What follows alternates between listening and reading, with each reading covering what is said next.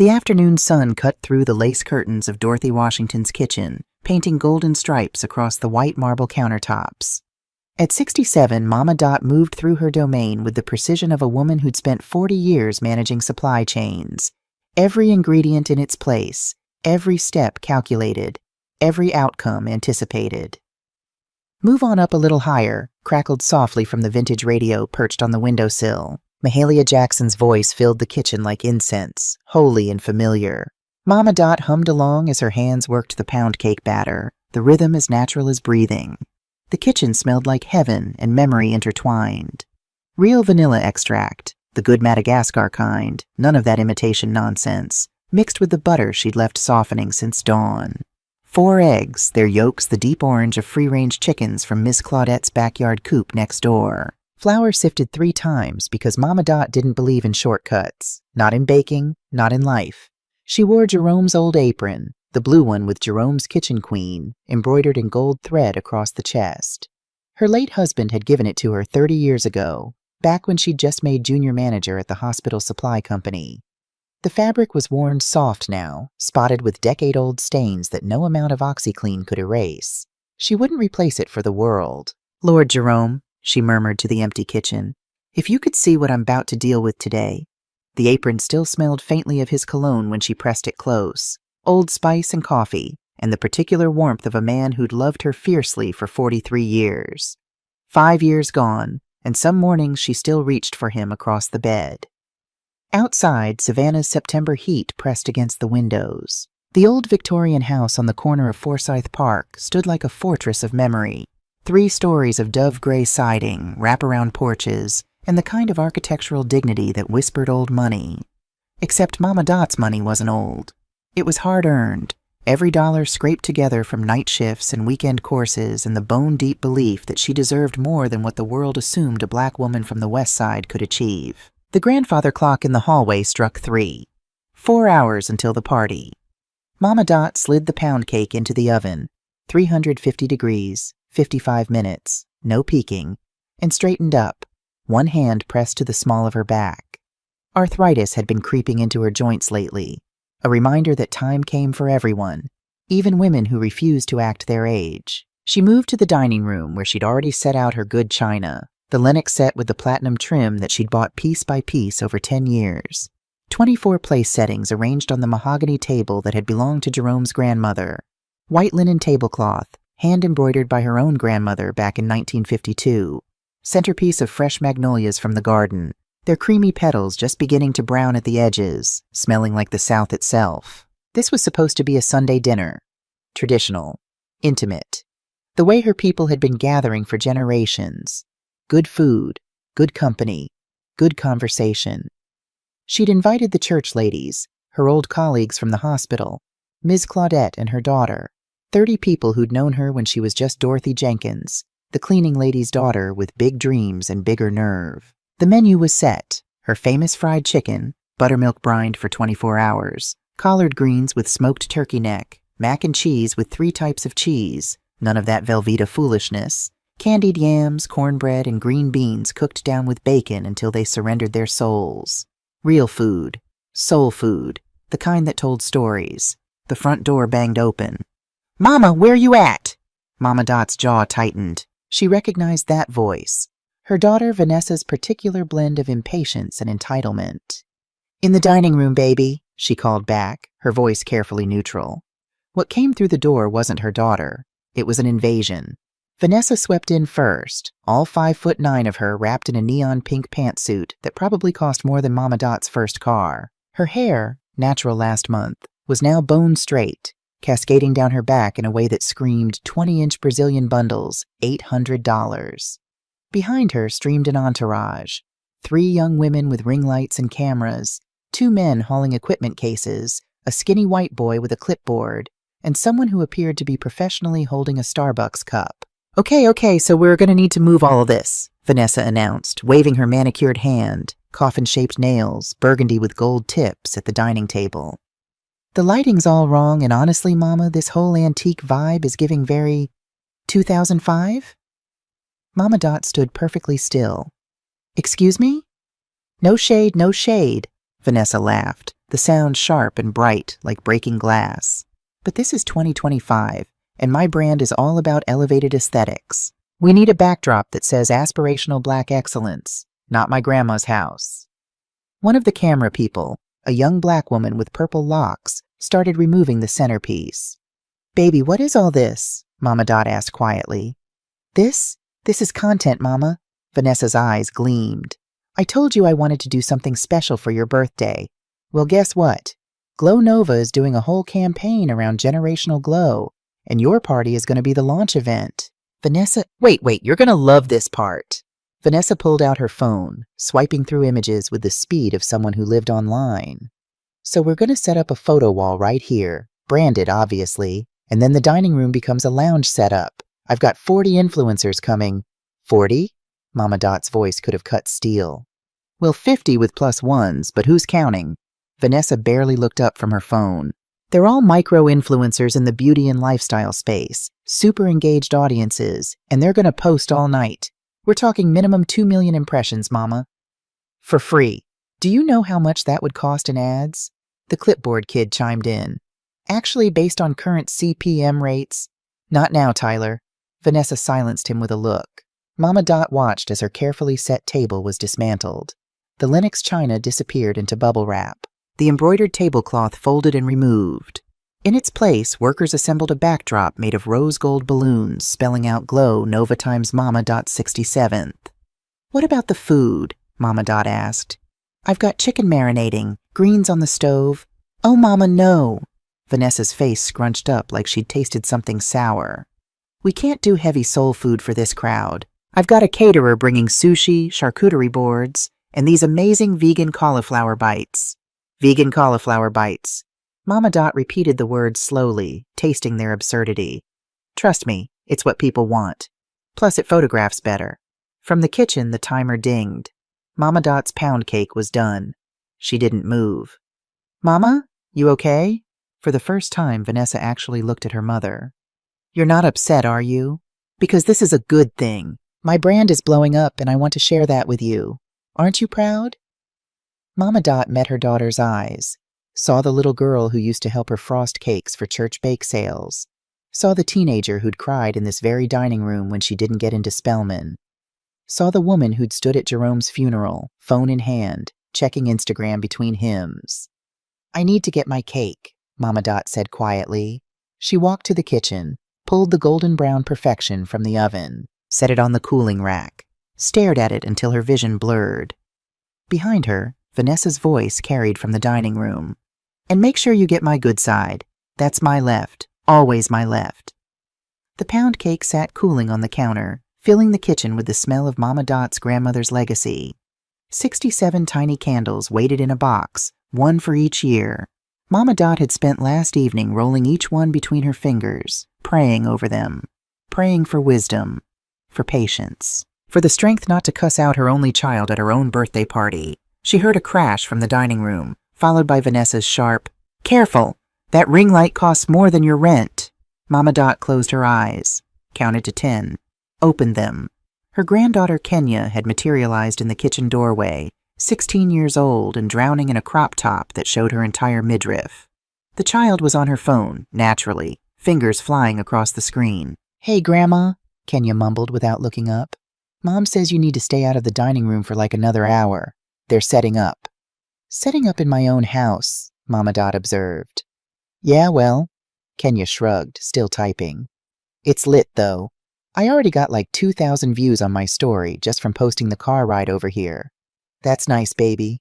"You should see the comments. Everybody's like, OMG, your grandma's house is goals, and I can't believe Glow Nova is doing a whole party. Mom says this could be my big break. She's going to tag me in all her posts tonight." Kenya finally looked up, and for a moment, Mama Dot saw something familiar in her granddaughter's eyes. A hunger, a desperation to be seen, to matter, to count. Lord, Mama Dot thought, I raised a daughter who thinks her value is measured in views. "Kenya, baby, can you bring me that folder from my office? The purple one on my desk?" "Can't you get it? I'm literally in the middle of responding to Kenya." Just her name, just that tone, the one that had made Vanessa straighten up even in her most rebellious years. "Fine, okay, geez." Kenya slouched out, phone still in hand. Mama Dot moved to the kitchen window, looking out at the garden Jerome had planted. His roses were blooming, deep red, the color of devotion. She'd watered them faithfully for 5 years, talking to them like he could hear. "She done lost her mind, Jerome," she whispered to the roses. "Our baby girl done truly lost her mind." Movement caught her eye. Through the window she could see into the dining room. Vanessa was directing her team like a general, arms waving, voice carrying. No, the lighting has to hit my face at exactly 45 degrees. We've been over this." One of the influencers, a young man with bleached dreads, was filming everything, narrating into his camera. "So we're at Mama Dot's spot for her birthday, and let me tell you, Glow Nova is serving looks tonight." Mama Dot's hands curled into fists. Kenya reappeared, the purple folder dangling from 2 fingers like it might bite her. "Here, can I go now?" "Thank you, baby." Mama Dot took the folder, her touch reverent. Kenya was already leaving when she paused in the doorway, distracted by something on her phone. "Oh shit, sorry, Grandma. Oh my God." "What?" "Mom's contract thing. She left her Google Drive open." Kenya's eyes were wide, scrolling. "Grandma, did you know she signed a deal for like a reality show?" The kitchen went very quiet. "What kind of deal?" Mama Dot's voice was soft, dangerous. Kenya read off her screen. It says exclusive rights agreement, Glow Nova and Sterling Family Brand. There's like a whole proposal thing. Following 4 generations of Black women building wealth, from matriarch Dorothy Washington to entrepreneur Vanessa Sterling to Gen Z influencer Kenya Sterling. "Let me see that." Kenya hesitated. "I probably shouldn't." Kenya Elizabeth Sterling. The phone changed hands. Mama Dot read. Her face didn't change, but something cold and final settled in her chest. The docuseries will focus on the aspirational lifestyle of the Sterling family, with emphasis on luxury, entrepreneurship, and modern Black excellence. The matriarch, Dorothy Washington, will serve as the elder inspiration, but will not discuss past economic struggles.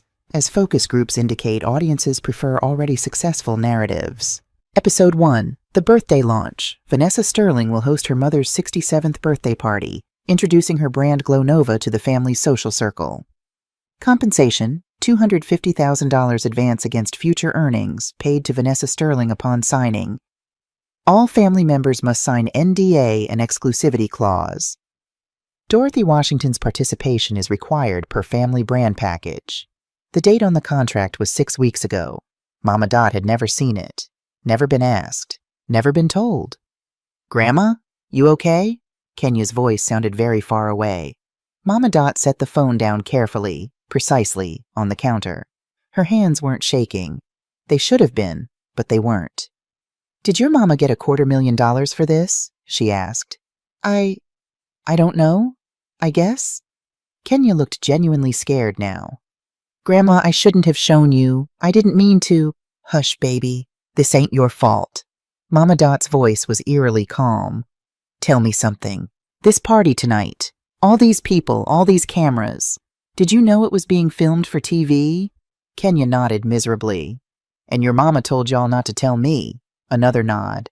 Mama Dot looked at her granddaughter, 16, lost, desperate for approval from anyone with a follower count. Looked at the dining room where her daughter was commodifying their family history for content. Looked at the pound cake cooling on the counter, the one nobody would eat because it didn't photograph well. She opened the purple folder. Inside were documents she'd prepared 3 years ago, after Jerome died.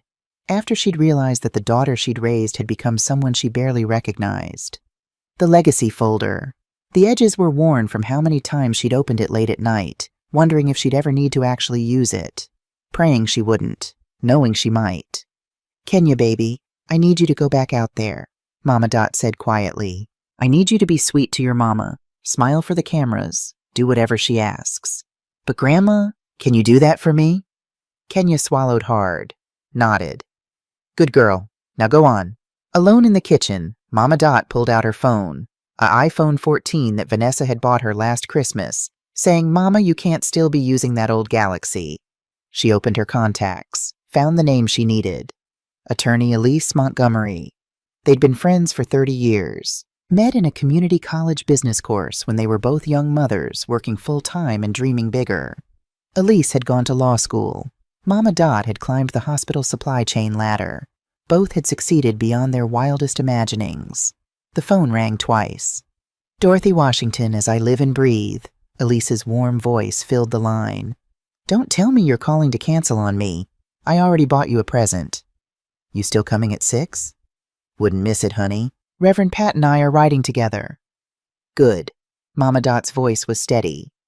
"Elise, I need you to bring your briefcase. The one with the estate documents." Silence on the other end.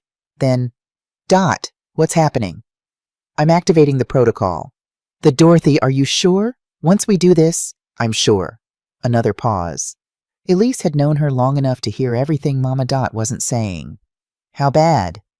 "My daughter just sold our family story for a reality show without telling me. She's turning my birthday dinner into a product launch. And according to the contract I just read, I'm supposed to be the elder inspiration who keeps quiet about where we came from." "Jesus." "That's what I said." Mama Dot looked out the window again at Jerome's roses. "She forgot, Elise. She forgot that I was a cleaning lady. Forgot that Jerome drove a truck. Forgot that we ate tuna casserole for dinner 4 nights a week so we could save for her college. She forgot, and I'm going to remind her." "Dot, if we execute this, there's no going back." "I know. She's your daughter. And that's exactly why I have to do this, because I love her too much to let her keep becoming this person." From the dining room, Vanessa's voice rang out. "Perfect. Now let's rehearse my entrance one more time." Mama Dot made her decision. "Bring the papers, Elise, all of them, and bring your notary stamp. I'll be there at 5:45. Dot?" "Yes?" "Jerome would be proud of you." The words hit harder than Mama Dot expected. She blinked back tears that had no business falling yet. "I hope so, honey. Lord, I hope so." She hung up, stood in her kitchen surrounded by the smell of pound cake and the sound of her daughter directing a photo shoot in what used to be a dining room. The grandfather clock chimed 4. 2 hours until the party. Mama Dot washed her hands slowly, methodically, dried them on Jerome's apron, walked to the downstairs bathroom, and looked at herself in the mirror. 67 years old. Silver hair she'd stopped dyeing 5 years ago because Jerome had loved it. Face lined with laugh lines and worry lines, and the kind of lines that came from a lifetime of not backing down. Eyes that had seen poverty and triumph, marriage and widowhood, hope and heartbreak. Eyes that weren't done yet. She pulled out her phone again, opened her banking app, looked at the account that still listed Vanessa as an authorized user, a decision she'd made 10 years ago, just in case of emergencies. Her checking account, her savings account, her investment portfolio, all accessible to her daughter with just a few clicks. Mama Dot began transferring funds, moving money, locking doors that had been left carelessly open. The grandfather clock chimed 4:30. In 90 minutes, this party would start. The cameras would roll. Vanessa would perform. And Mama Dot? Mama Dot was going to teach her daughter the most important lesson she'd somehow failed to learn in 42 years. You don't build a legacy by selling out the people who built you. She saved the final transfer, closed her banking app, smoothed down her apron. From the dining room. "Mama, can you come here for a second? We need you for a test shot." Mama Dot smiled. It was the kind of smile that didn't reach her eyes. The kind of smile that made grown men in boardrooms reconsider their strategies. The kind of smile that Jerome used to call her war face. "Coming, baby," she called back, her voice sweet as pie. She was going to give Vanessa exactly what she asked for. A show. Just not the one Vanessa expected. By 6 o'clock, Mama Dot's house had been transformed into something she no longer recognized.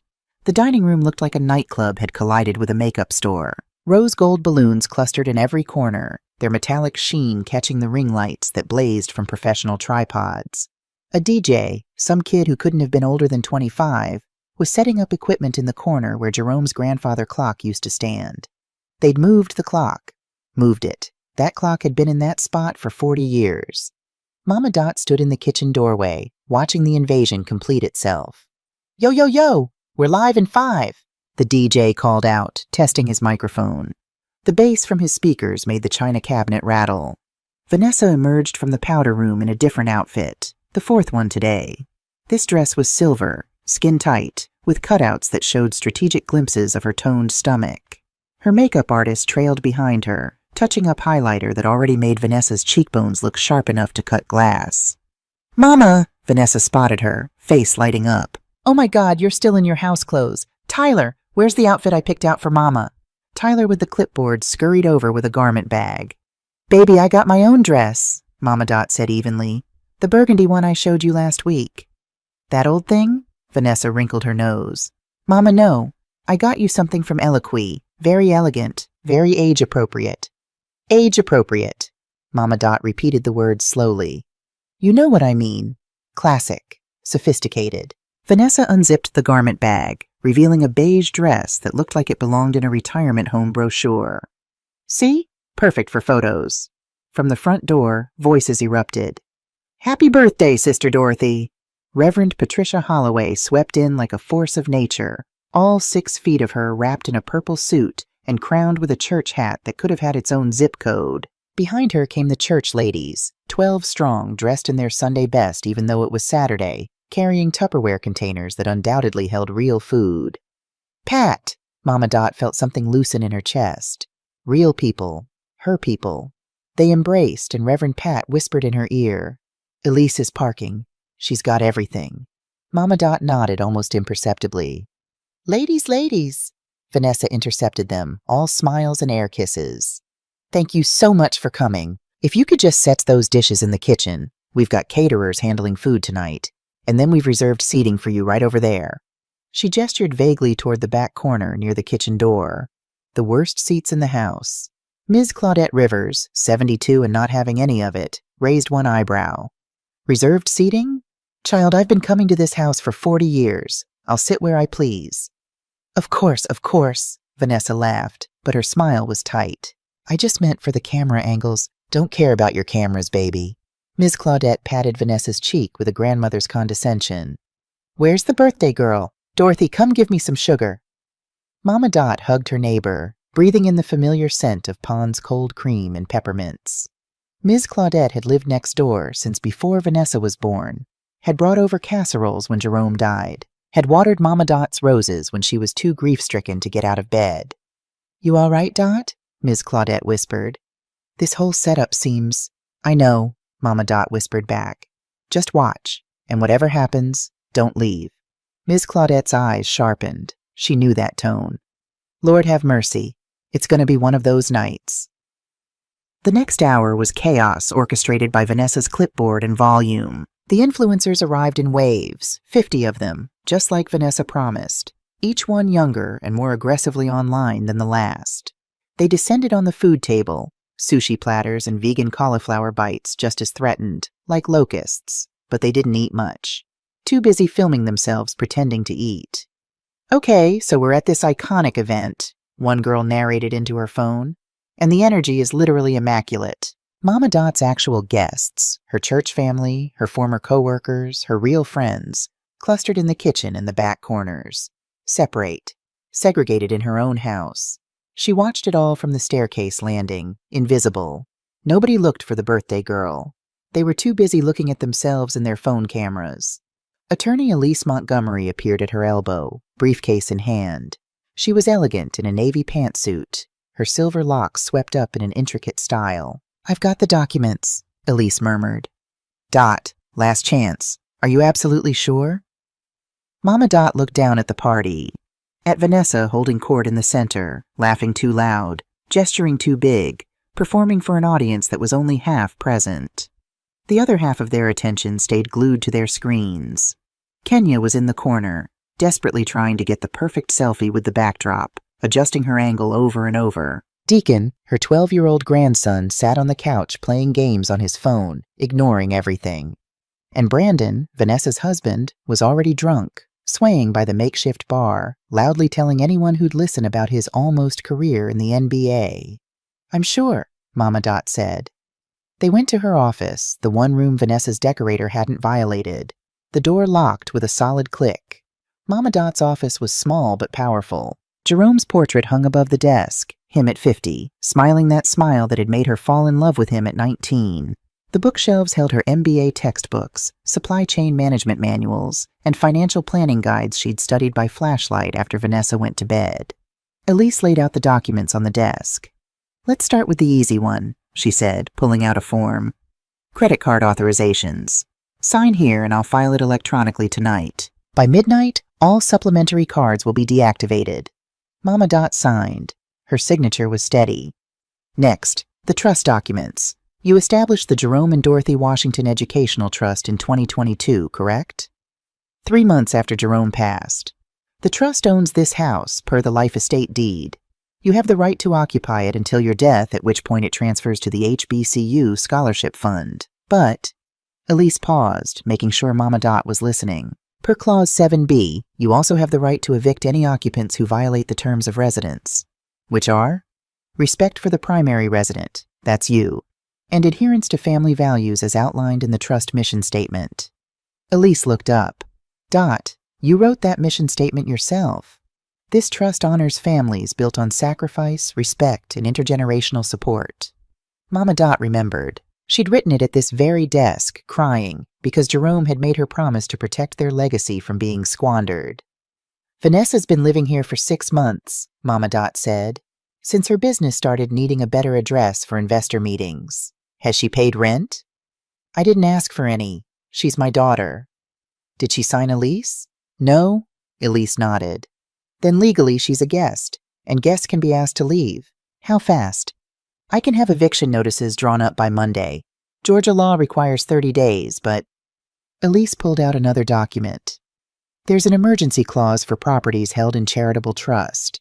If the occupant is engaging in behavior that damages the trust's mission, say exploiting the primary resident for commercial gain without consent, we can file for immediate eviction. How immediate? 72 hours. Mama Dot absorbed this. 3 days. Vanessa and her family gone in 3 days. There's one more thing, Elise said carefully. The financial investigation. This was the part that made Mama Dot's stomach hurt. 6 months ago, she'd noticed discrepancies in her retirement account. Small withdrawals. Nothing major. $5,000 here, $8,000 there. She'd almost convinced herself it was bank errors, until she'd checked the authorization logs and seen Vanessa's name. I had the forensic accountant finish the audit yesterday, Elise said, pulling out a thick folder. Dot, it's worse than we thought. The numbers swam in front of Mama Dot's eyes. $127,000. Vanessa had taken $127,000 from her mother's retirement account over 18 months. How? Mama Dot's voice cracked. You added her as an authorized user in 2019, remember? After Jerome died, you wanted someone who could access accounts in case of emergency. In case I had a stroke, not so she could fund her business. I know, honey. I know. Elise's voice was gentle. There's more. She also took out a reverse mortgage on this house. That's impossible. The house is in the trust. She forged documents, used an old deed from before the trust transfer. The mortgage company didn't do proper due diligence, and she walked away with $95,000. Mama Dot sat down hard in Jerome's old desk chair.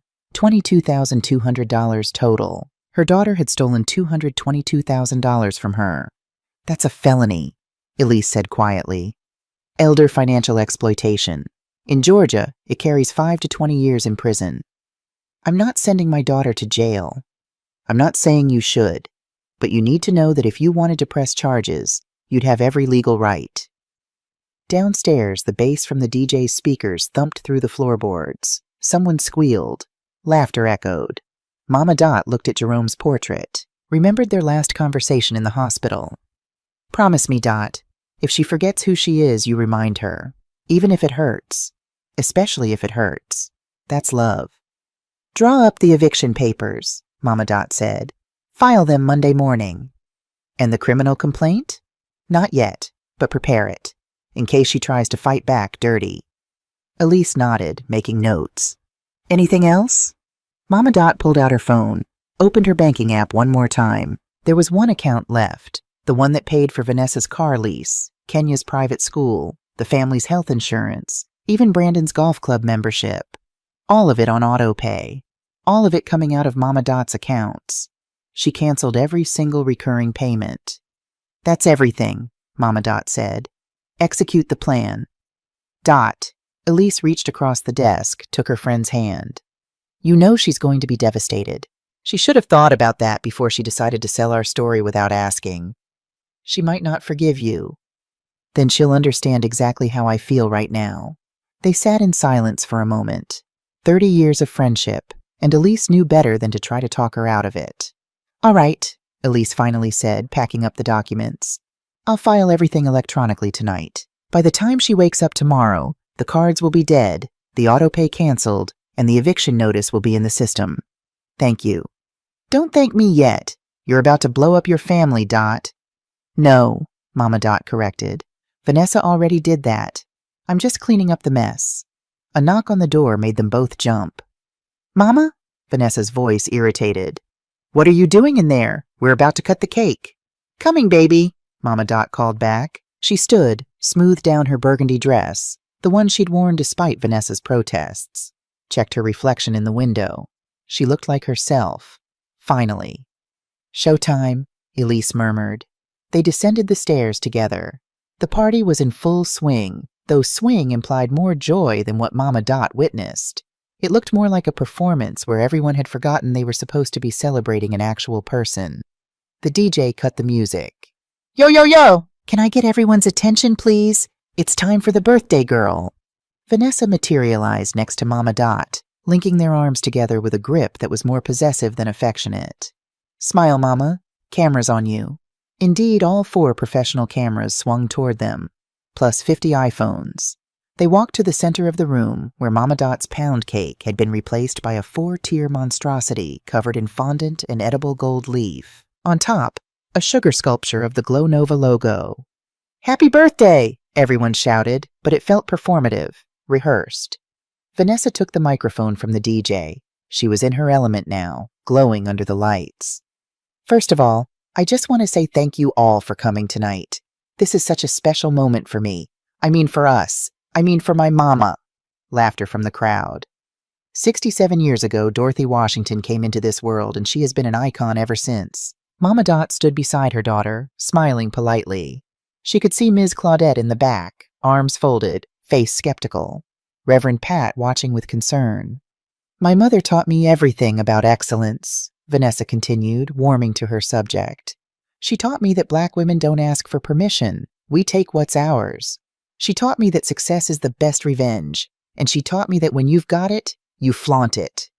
Mama Dot didn't remember teaching any of those things. She remembered teaching humility, hard work, and respect. But apparently, those lessons hadn't landed. So tonight I wanted to honor my mama by showing her what her legacy looks like in 2025. Mama, you built the foundation, and I'm building the empire. Vanessa gestured broadly at the party, at the influencers, at the cameras. This is what you worked for. This is your reward. Polite applause. Vanessa handed the microphone to Mama Dot. Mama, you want to say a few words? Finally, Mama Dot took the microphone, looked out at the crowd, divided so clearly into 2 groups. Her people in the back, confused and uncomfortable. Vanessa's people in the front, phones out, filming everything. She opened her mouth. Good evening, everyone, she began. Her voice was steady, warm. I want to thank y'all for coming tonight, especially my sisters from New Hope Baptist Church. She turned to gesture toward the church ladies. That's when Vanessa moved. Okay, Mama, that's sweet, Vanessa laughed, plucking the microphone from her mother's hand. The gesture was quick, practiced, casual, but to everyone watching it was crystal clear what just happened. Vanessa had just silenced her own mother. We'll do the church stuff later, Vanessa said, her smile bright and terrible. Right now, I want to introduce you to the real guests of honor tonight, my Glow Nova angels. The influencers cheered, started chanting, Glow Nova, Glow Nova. Mama Dot stood there, empty-handed, in the center of her own party. She looked at Vanessa, really looked at her, and saw a stranger. Saw someone so drunk on likes and views and brand deals that she'd forgotten the most basic rule. You don't disrespect your mama. Especially not at her own birthday party. Especially not on camera. From the back of the room, Ms. Claudette's voice rang out. Oh, hell no! Reverend Pat put a hand on her arm, stopping her, because they both saw what Mama Dot was doing. Nothing, Mama Dot simply smiled. It was a small smile, a dangerous smile.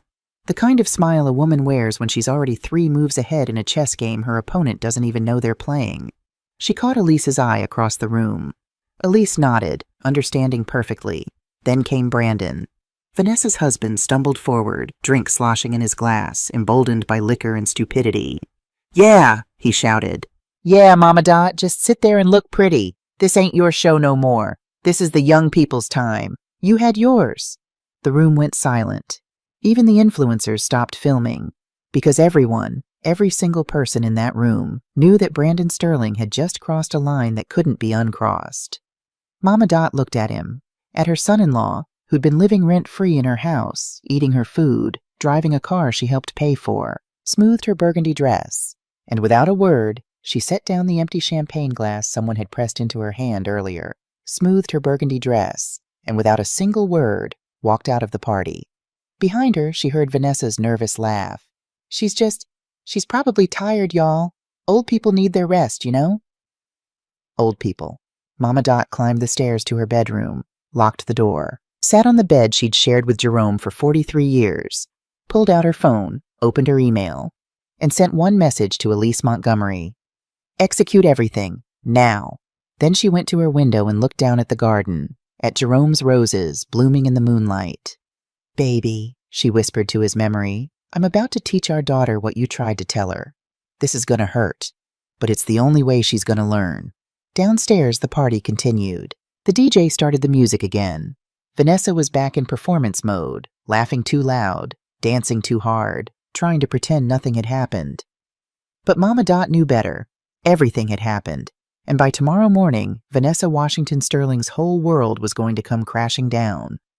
Mama Dot changed into her nightgown, set her alarm for 6 a.m., and went to sleep with the kind of peace that only comes from knowing you're doing the right thing, even when the right thing feels like burning down everything you built. Tomorrow, the reckoning would begin. Sunday morning broke soft and golden over Savannah, the kind of morning that promised peace. Vanessa Sterling woke up with a mild hangover and a major glow. Last night had been perfect. Well, almost perfect. Mama had been weird, disappearing like that. But the content? Chef's kiss. Her Instagram stories alone had pulled 847,000 views. 3 brand partnerships had already slid into her DMs with collaboration offers. She stretched in the guest bedroom. She and Brandon had been temporarily staying in Mama's house for 6 months now, reaching for her phone before her eyes were fully open. First thing every morning, check the analytics. But this morning, her feed looked different. At TruthTA_blog had posted a video. The caption made her stomach drop. CEO tells her 67-year-old mother to shut up at her own birthday party. This is why black families stay broken. 12.4 million views. Posted at 3 a.m. No. Vanessa sat up, clicking the video. It was the moment. The exact moment she'd taken the microphone from Mama Dot. And whoever edited it had isolated the audio, removed the party noise, so all you could hear was Vanessa's voice. "We'll do the church stuff later." And then Brandon, drunk and stupid. "Yeah, Mama Dot, just sit there and look pretty. This ain't your show no more." The comments were brutal. I would have beat her right there in front of everybody. 2.1 million likes. This is what happens when you raise kids with no home training. 1.8 million likes. Mama Dot deserves better. Vanessa deserves nothing. 3.2 million likes. Vanessa's hands shook. She scrolled through her notifications. Her follower count was dropping. Not slowly, hemorrhaging. Down 15,000 in the last hour alone. 3 emails from brand partners. "We regret to inform you that we're moving in a different direction." She threw on clothes. Yesterday's designer tracksuit, now wrinkled, and headed downstairs. Brandon was snoring on the couch, still in his party clothes. Kenya and Deacon were blessedly still asleep. Coffee. She needed coffee and a damage control plan. But first, retail therapy. She'd go to Soul Lux Spa, get a massage, clear her head, figure out how to spin this. She grabbed her purse, checked the mirror, even in crisis, lighting matters, and headed out. "Good morning, Mrs. Sterling." The receptionist, a young white woman named Madison, greeted her with the usual reverence. "Your 9 o'clock Glow Nova celebration package is all set." Vanessa had booked the works. Caviar facial, $850. Lymphatic drainage massage, $400. A champagne brunch for herself, and 3 influencer friends, $200 each. The total would be around $2,500, but whatever. Self-care wasn't selfish. She sank into the waiting room chair, already feeling better. This was her sanctuary. Her... Mrs. Sterling? Madison's voice had changed. Uncertain now. I'm so sorry, but... Your card was declined? Vanessa laughed. That's impossible. Run it again. Madison disappeared. Returned looking even more uncomfortable. I ran it 3 times. It says account closed by primary holder. The spa went quiet. Other customers looked over, curious. That doesn't make any sense. Vanessa pulled out her wallet, her fingers suddenly clumsy. Here, try this one. Madison tried the backup American Express, then the Visa, then the MasterCard. All declined, all with the same message. Account closed by primary holder. Primary holder. Mama Dot. Do you have another form of payment? Madison asked, her voice pitying now. Vanessa's phone buzzed, then buzzed again, and again, a cascade of notifications, all arriving at once like they'd been queued up waiting for reception. JP Morgan Chase. Authorized user removed from account ending in 9847. American Express. Supplementary card privileges revoked effective 12:01 a.m. Eastern Standard Time.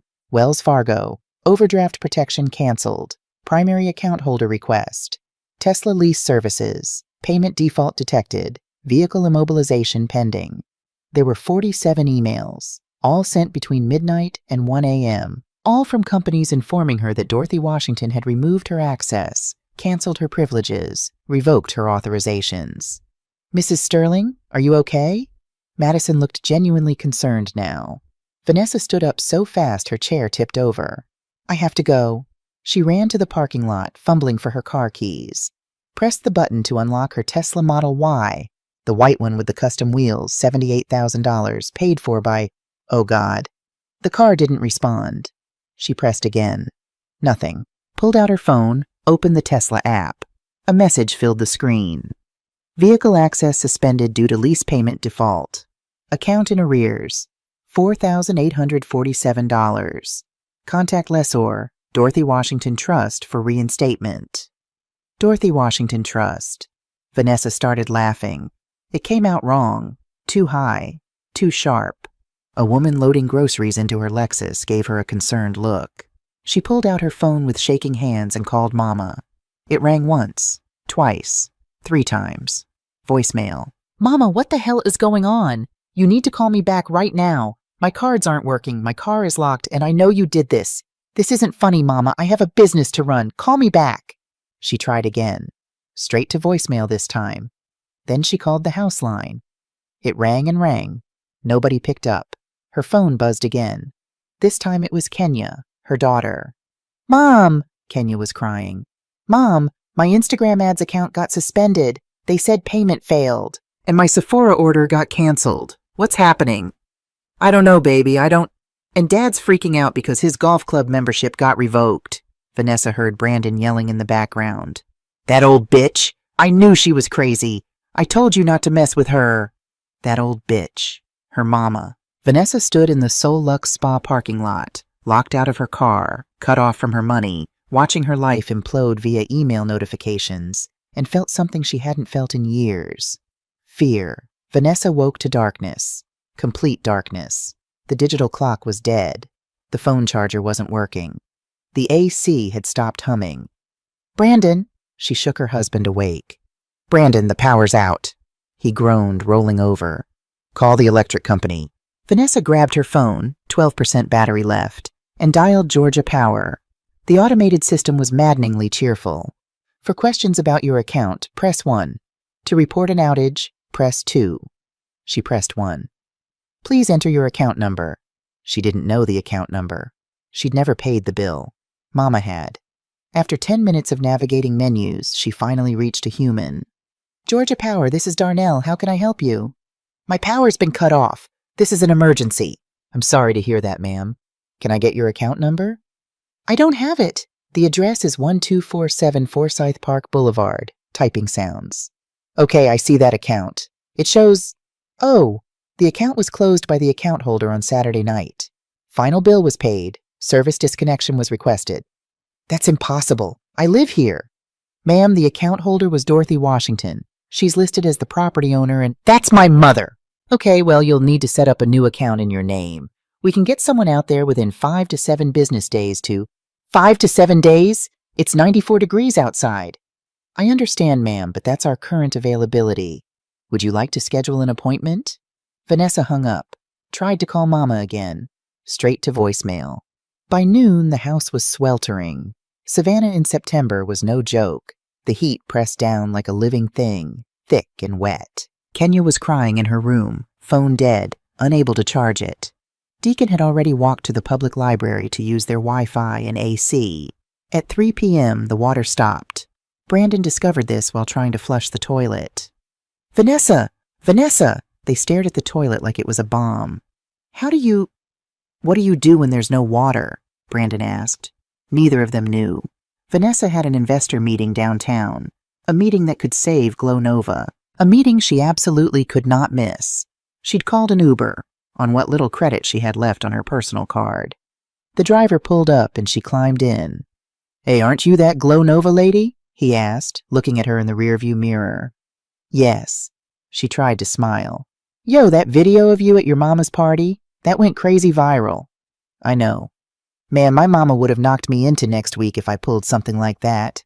He laughed. You got some nerve, I'll give you that. The 15-minute drive felt like 15 hours. The investor meeting was a disaster. The VCs had seen the video. One of them even brought it up. Ms. Sterling, we're concerned about brand alignment. Our fund focuses on family values, and this recent publicity. Glow Nova lost a potential $500,000 investment. When Vanessa got home, in another Uber she couldn't afford, there was a notice on the door. Notice of eviction proceedings. Her vision blurred. She read it 3 times before the words made sense. The property was owned by the Jerome and Dorothy Washington Educational Trust. Vanessa and her family were occupants without a formal lease. Per the terms of the trust, they were being evicted for violation of residence terms, specifically exploitation of the primary resident for commercial gain without consent. They had 30 days. Vanessa crumpled the notice in her fist. 30 days. Brandon found her crying on the kitchen floor at 2 a.m. Baby, we gotta do something, he said. His breath smelled like the vodka he'd been secretly drinking. We can't just let her throw us out. What am I supposed to do? Vanessa sobbed. She won't answer my calls. She won't talk to me. Brandon was quiet for a minute. Then, what if we say she's not mentally fit? Vanessa looked up. What? Think about it. She's 67. We could call Adult Protective Services, say she's showing signs of dementia, confusion, erratic behavior, financial decisions that don't make sense. He was warming to the idea. We get her declared incompetent, we get conservatorship, and then we control everything. It was evil. It was wrong. It was also tempting. Brandon, I can't do that to my mama. Your mama just threw you out of her house, cut off all your money. She's trying to destroy you, Vanessa. He gripped her shoulders. This is self-defense. Vanessa thought about her business collapsing, about Kenya crying because she'd have to leave her private school, about Deacon working at McDonald's at 12 years old because they couldn't afford anything else. Okay, she whispered. Okay. They called Adult Protective Services at 9 a.m. Yes, hello, I need to report a vulnerable adult. My mother, Dorothy Washington, she's 67 and showing signs of severe mental decline. By 11 a.m., a social worker named Brenda Cole was at Mama Dot's door. Vanessa and Brandon watched from across the street, hidden in Brandon's cousin's car. The visit lasted 20 minutes. When Ms. Cole left, she did not look sympathetic. An hour later, Vanessa got a call from an unknown number. Mrs. Sterling, this is Brenda Cole from APS. I need to inform you that filing a false report of elder abuse is a criminal offense in Georgia, punishable by up to 12 months in jail and a $1,000 fine. Vanessa's blood turned to ice. What?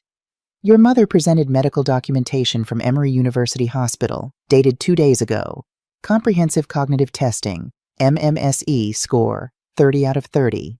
Perfect. She also showed me recent financial documents proving complex decision-making ability, including a $500,000 charitable donation she made last week.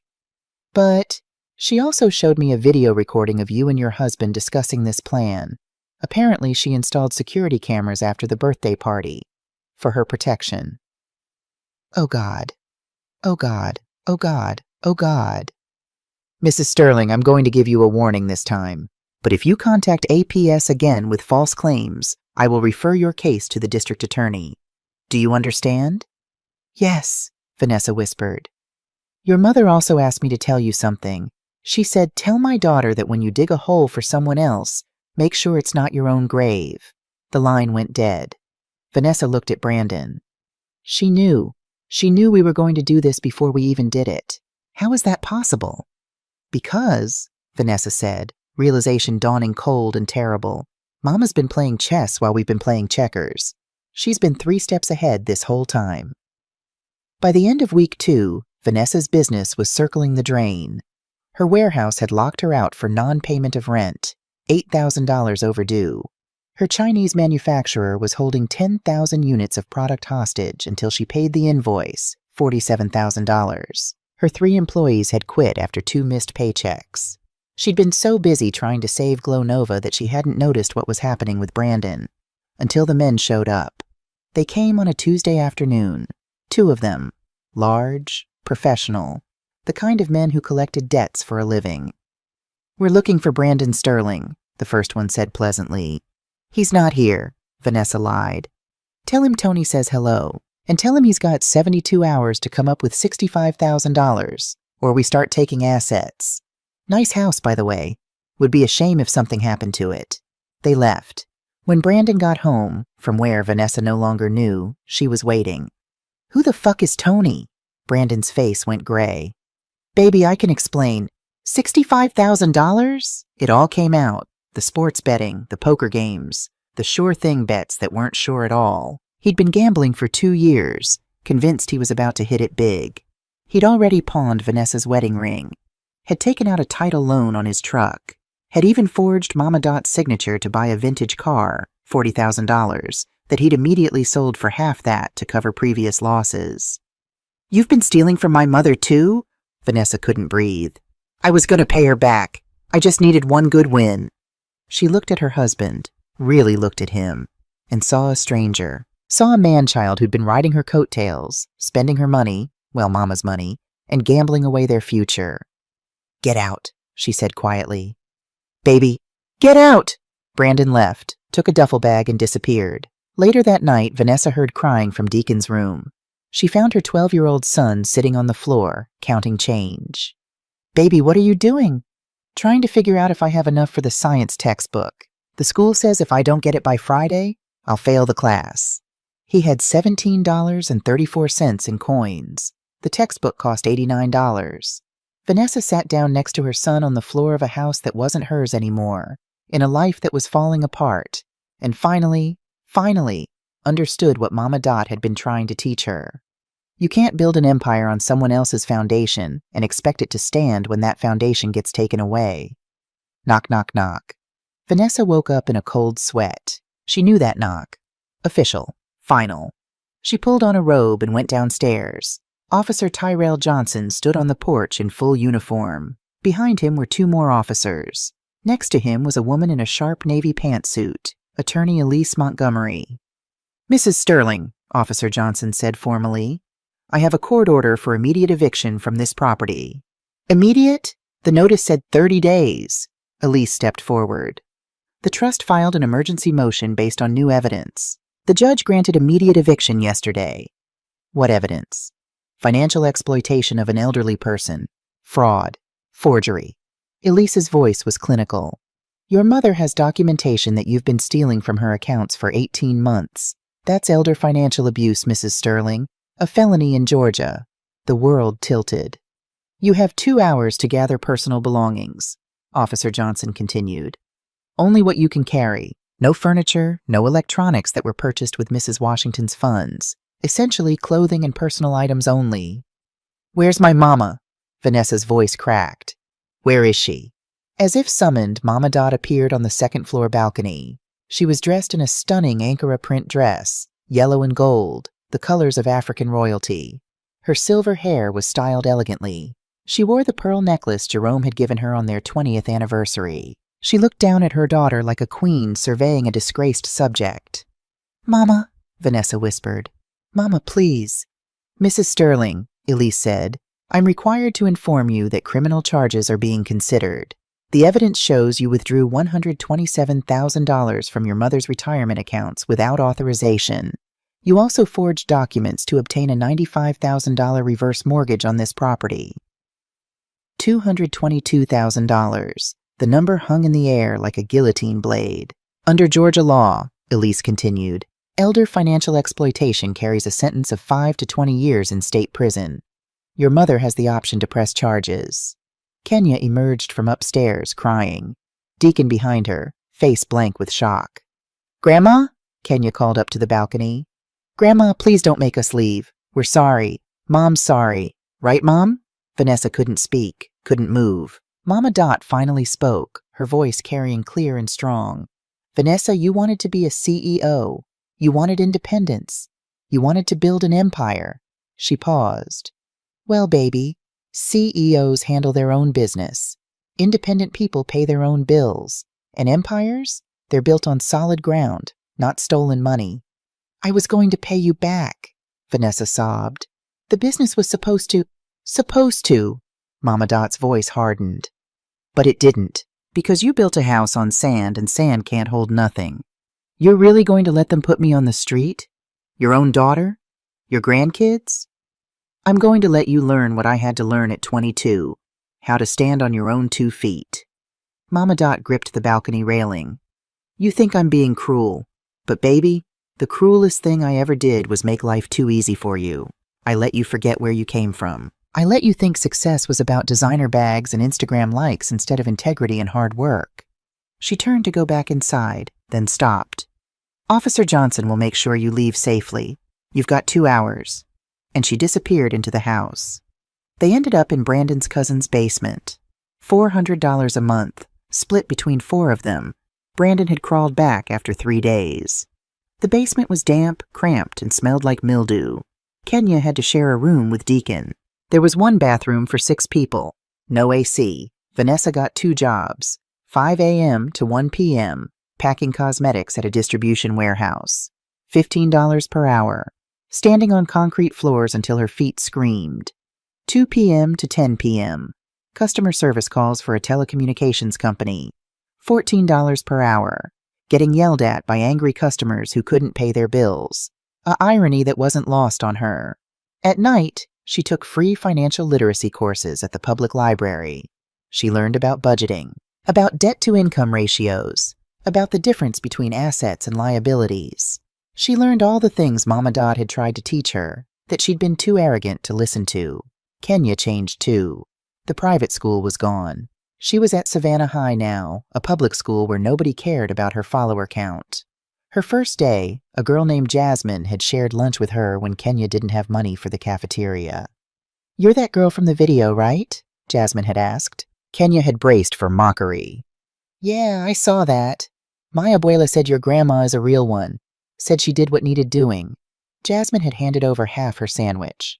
My mom kicked my dad out last year for the same reason. He forgot who paid the bills. Real friendship, Kenya discovered, had nothing to do with likes. Deacon was working part-time at McDonald's. At 12. He'd lied about his age, said he was 14. Needed a work permit that Vanessa had to sign. One night she found him counting dollar bills on his mattress. What's this for, baby? I'm saving up, he said quietly, to pay Grandma back. Vanessa started crying. Couldn't stop. Her 12-year-old son had more integrity than she'd had at 42. Kenya wrote to Mama Dot. A real letter, handwritten on notebook paper. Dear Grandma Dot, I'm not asking you to take us back.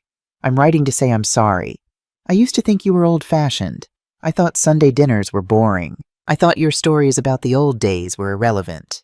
But last Sunday, Mrs. Rivers, your neighbor, brought us collard greens and cornbread.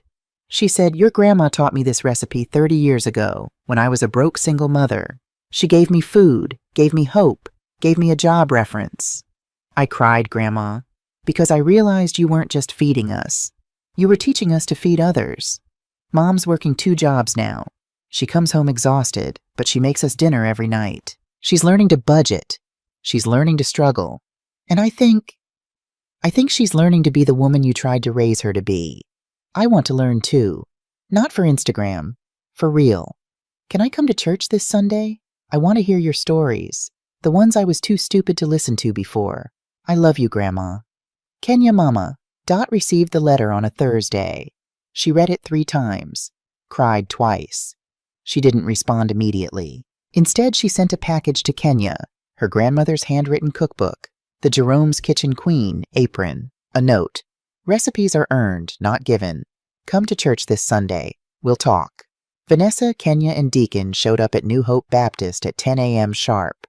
They wore their best clothes, which weren't very best anymore. Kenya's dress was from Goodwill. Deacon's shoes had a hole in the sole he'd covered with cardboard. Mama Dot was sitting in her usual pew, 3rd row center. She didn't turn around when they entered, but Miss Claudette did, and she smiled, a real smile, and gestured for them to sit in the row behind Mama. Reverend Pat preached about the prodigal son. When it came time for announcements, she said, "This morning I'm honored to announce the 10th recipient of the Jerome and Dorothy Washington HBCU Scholarship." Vanessa's head snapped up. This scholarship was established 3 years ago by our very own sister Dorothy Washington, funded with $50,000 annually. It supports young people who demonstrate character, resilience, and commitment to education despite difficult circumstances. Reverend Pat smiled. This year's recipient wrote an essay titled, "Learning to Appreciate Struggle." He's 12 years old. He works part-time at McDonald's to help his family, and he's saving every penny to pay back a debt he didn't even create. Vanessa's heart stopped. "Deacon Sterling, come on up here, baby." Deacon looked at Vanessa, confused. She nodded, tears streaming down her face. He walked to the front. Mama Dot stood up, walked to her grandson, and hugged him for a long, long time. "Your Grandpa Jerome always said, 'Invest in those who invest in themselves,'" she told him, loud enough for the whole church to hear. "You got a job at 12 years old without anyone forcing you. That's character, baby. That's what this scholarship honors." $20,000 for 4 years of college, Reverend Pat announced, contingent on maintaining a 3.0 GPA and participating in community service. The church erupted in applause. Deacon was crying. "Grandma, I thought you hated us." "Baby, no." Mama Dot cupped his face. "I was teaching you. There's a difference. Your mama forgot that lesson. But you learned it on your own." After church in the parking lot, Mama Dot finally approached Vanessa. They stood 3 feet apart, an ocean of hurt between them. "Mama," Vanessa started, how much have you saved?" The question caught Vanessa off guard. "What? In 8 weeks of working 2 jobs, how much have you saved?" $5,000. "And how much do you owe me?" $222,000. Vanessa's voice broke. "I know I can't ever pay it all back, but I'm trying, Mama. I'm really trying." Mama Dot was quiet for a long moment. "You sold your designer bags?" "All of them. Got $8,000. "The jewelry?" "Gone. Another $4,000. "The Glow Nova business?" Vanessa laughed bitterly. "Bankrupt. I'm filing Chapter 7 next week." Mama Dot nodded. "Good." "Good?" "Good that you're starting over. Good that you're building from the ground up. Good that you're learning what I tried to teach you. You can't fake your way to success. You have to earn it." Vanessa wiped her eyes.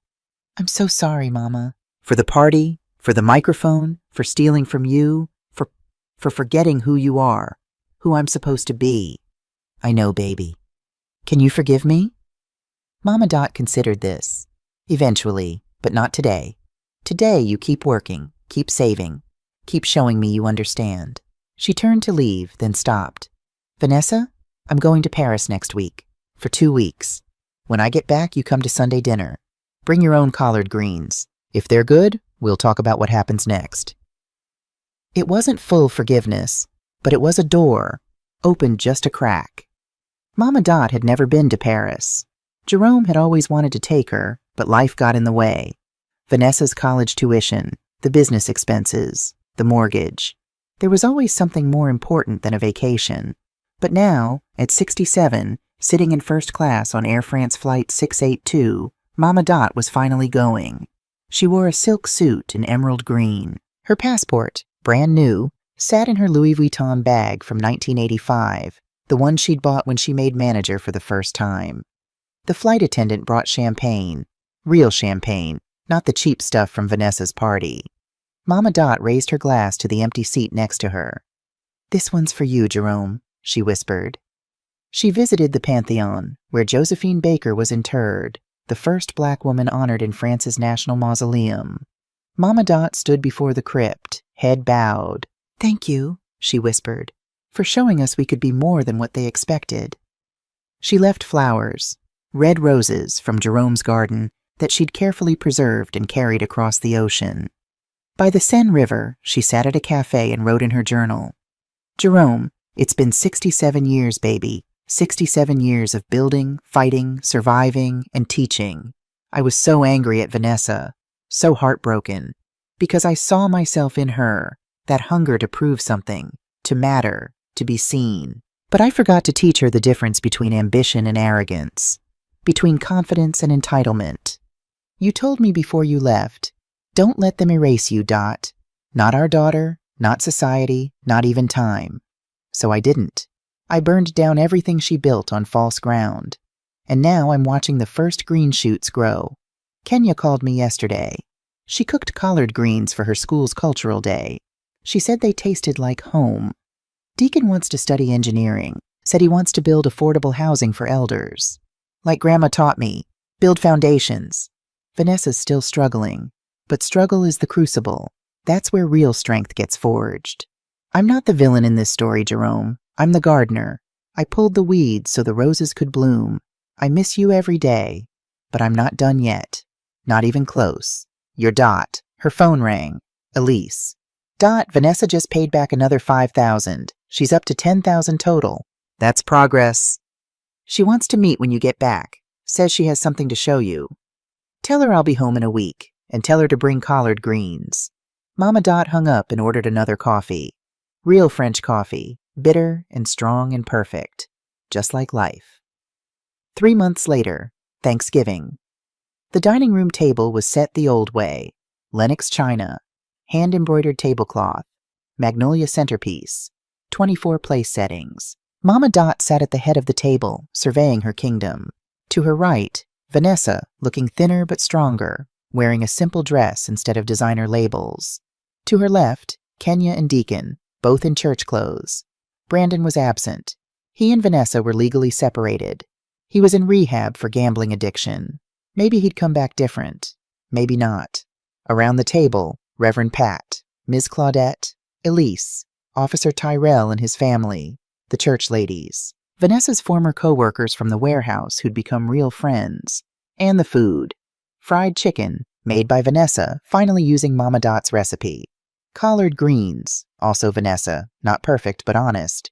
Mac and cheese, Mama Dot couldn't let go of everything. Sweet potato pie, Kenya's first attempt, lumpy but made with love. Cornbread, Deacon, surprisingly good. Before they ate, Vanessa stood.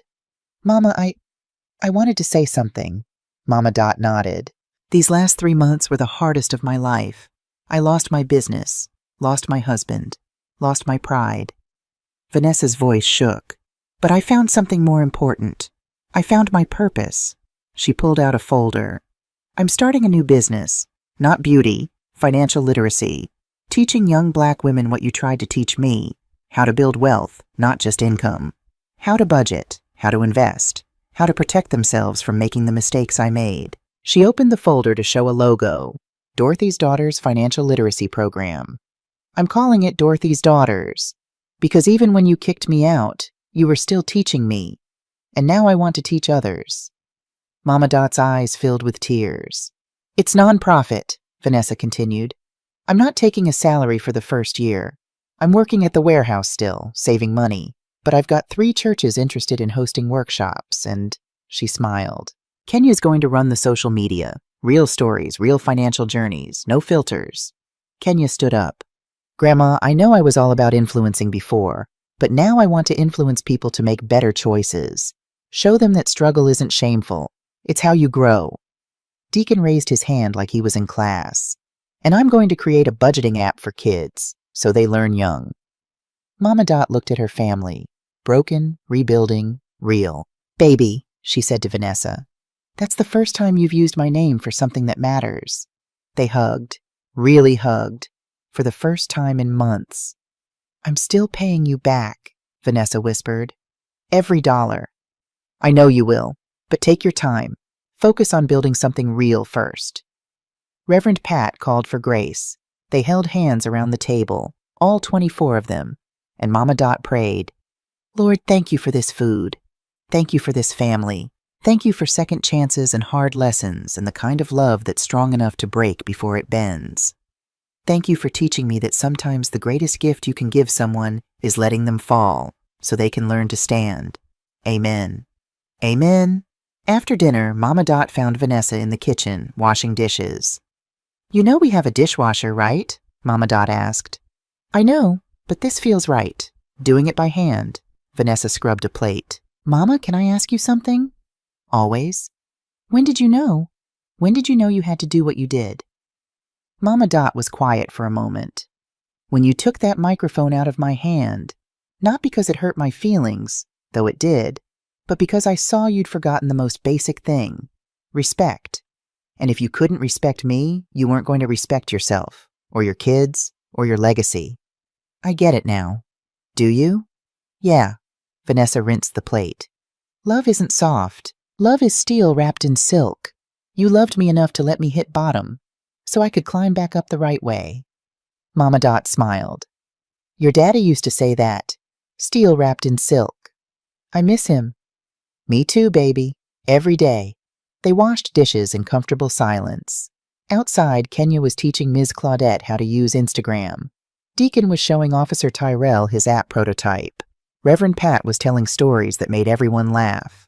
Through the kitchen window, Mama Dot could see Jerome's roses, still blooming in November, defying the season, refusing to quit, just like her. "Mama?" Vanessa dried her hands. "Thank you for not giving up on me, even when I gave up on myself." "Baby, I'm your mama. That ain't in my nature." She pulled Vanessa close, breathing in her daughter's hair, smelling like the coconut oil she used now instead of expensive salon products, smelling like home. "Now," Mama Dot said, pulling back. "You said those collard greens were made with smoked turkey neck?" "Yes, ma'am." "Not ham hock?" "Turkey neck, just like you taught me." Mama Dot smiled. "Then you're learning. Slowly, but you're learning." From the dining room, Reverend Pat called out, "Dorothy, come tell us about Paris." Mama Dot walked into the dining room, surrounded by people who loved her. Not for her money, not for what she could do for them, but for who she was. She sat down in Jerome's old chair at the head of the table and began to tell her story.